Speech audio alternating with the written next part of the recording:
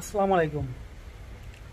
কালকে যে একটা ঘটনা ঘটলো এশিয়া কাপের ফাইনালে প্রাইজ সেরেমনির অনুষ্ঠানে, এটা কোনো কাজ হলো? এটা ইন্ডিয়া কোনো কাজ করছে? আচ্ছা, তোরা যদি পাকিস্তানের এসিসির সভাপতির কাছ থেকে যদি কাপ নাই নিবি, তাহলে তাদের বিরুদ্ধে তোরা খেলছিস তো? পাকিস্তানের বিরুদ্ধে তাদের হাত থেকে তোরা কাপ নিতে পারবি না, অথচ তাদের বিরুদ্ধে তোরা খেলতে পারিস। কি জন্য খেলছিস? খেলার কি দরকার ছিল? তার হাতেরতে যদি গন্ধ আসে, পাকিস্তান খেলোয়াড়ের হাতেরতে গন্ধ আসে না?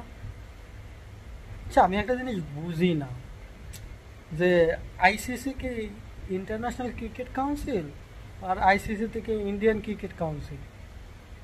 কালকা যে ঘটনাগুলো ঘটলো, হ্যান্ডশেক করে না, আগের 2 ম্যাচে গেছে ওকে, কালকে আবার হ্যান্ডশেক তো করবে না, সবারই জানা ছিল। কিন্তু কাপটা তো নিব, কাপটাও নেয় না। কাপ না নিয়ে তারা আবার কমপ্লেন করে যে আমাদেরকে কাপ দেয় না। তোরা তো কাপ নেস নাই, তোদেরকে কাপ দিব কিভাবে রে ভাই?